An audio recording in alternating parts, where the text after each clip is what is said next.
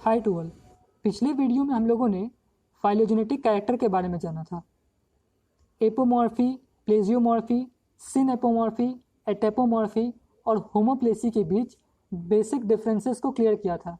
अपने इस वीडियो में हम लोग मोनोफाइलेटिक, पैराफाइलेटिक और पॉलीफाइलेटिक ग्रुप के बारे में जानेंगे। ये जानेंगे कि इन तीनों में बेसिक डिफरेंसेस क्या है। तो चलिए स्टार्ट करते हैं।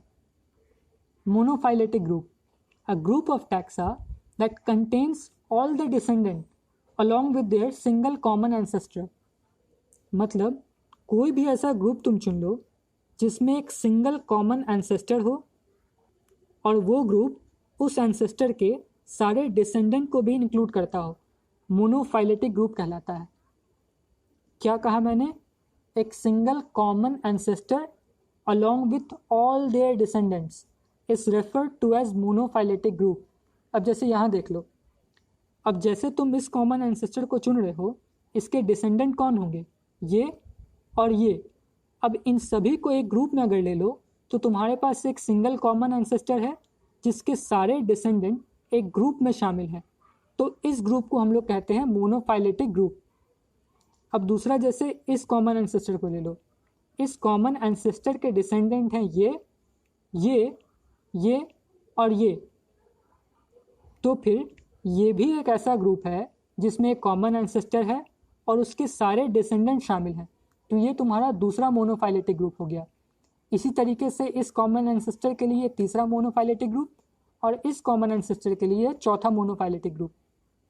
अब तुम एक बात नोटिस कर रहे होगे, जो क्लेड था तुम्हारा, उसमें भी ग्रुप ऑफ ऑर्गेनिज्म आते थे with their single common ancestor, और मोनोफाइलेटिक ग्रुप में भी एक सिंगल कॉमन एंसेस्टर आता है विथ ऑल देयर डिसेंडेंट। इसका मतलब मोनोफाइलेटिक ग्रुप को क्लेड भी कहा जा सकता है, या फिर मोनोफाइलेटिक ग्रुप ही क्लेड है। दूसरा है तुम्हारा paraphyletic group, a group of taxa that contain a single common ancestor with their descendants but not all, usually artificially lifting 1 और 2 डिसेंडेंट्स। मतलब मोनोफाइलेटिक ग्रुप के जैसे तुम एक कॉमन एंसेस्टर लोगे, उनके डिसेंडेंट्स लोगे, बस शर्त यह है कि उनके सारे डिसेंडेंट्स को नहीं लोगे। यूजुअली 1 या 2 को छोड़ दिया जाता है। इसको समझो। जैसे यहाँ देखो, हमने कॉमन एंसेस्टर लिया है, उसके 2 डिसेंडेंट थे, एक ये और एक ये। मैंने क्या किया है, एक ऐसा ग्रुप बनाया है जिसमें इसके कॉमन एंसेस्टर थे और इनके सारे डिसेंडेंट नहीं थे।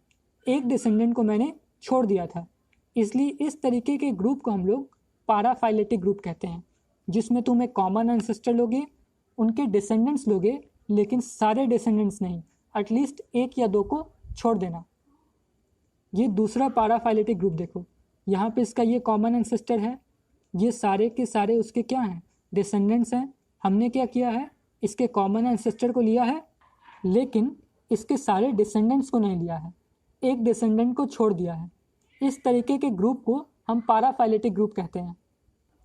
जैसे ये ग्रुप देख लो, ये उसका कॉमन एंसेस्टर है, ये सारे के सारे उसके डिसेंडेंट हैं। हमने क्या किया है, एक ऐसा ग्रुप बनाया है जिसमें एक कॉमन एंसेस्टर हो लेकिन सारे डिसेंडेंट इंक्लूड ना हो। तो पैराफाइलेटिक ग्रुप क्या होता है? A group with a common ancestor along with their descendants but not all, artificially lifting 1 और 2। इसका एक बहुत ही फैसिनेटिंग एग्जाम्पल तुमको रेप्टाइल्स था, ये याद रखना।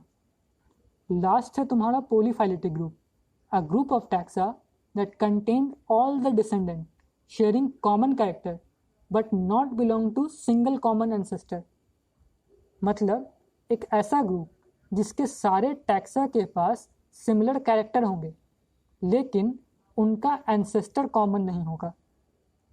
समझे? एक ऐसा ग्रुप जिसमें जितने भी तुम टैक्सा ले रहे हो उन सबके पास सिमिलर कैरेक्टर होंगे, सारे के सारे गोरे होंगे, सारे के सारे काले होंगे, या फिर कोई भी कैरेक्टर ले रहे हो वैसा, लेकिन सबका जो ओरिजिन होगा या फिर कॉमन एंसेस्टर होगा वो डिफरेंट होगा। उसे हम लोग कहते हैं पॉलीफाइलेटिक ग्रुप। देखो यहाँ, अगर इन दोनों टैक्सा को कंसिडर कर रहे हो और मान लो इन दोनों के पास सिमिलर कॉमन कैरेक्टर था, तो क्या इसके एंसेस्टर कॉमन थे? नहीं। इसीलिए ये एक ऐसा ग्रुप है जिसमें टैक्सा के बीच कॉमन सिमिलैरिटी तो देखी गई, लेकिन वो सिमिलैरिटी उनके कॉमन एंसेस्टर की वजह से नहीं आई थी। ये सिमिलैरिटी हो सकता है कन्वर्जेंट इवोल्यूशन की वजह से आया हो। तो पॉलीफाइलेटिक ग्रुप क्या था?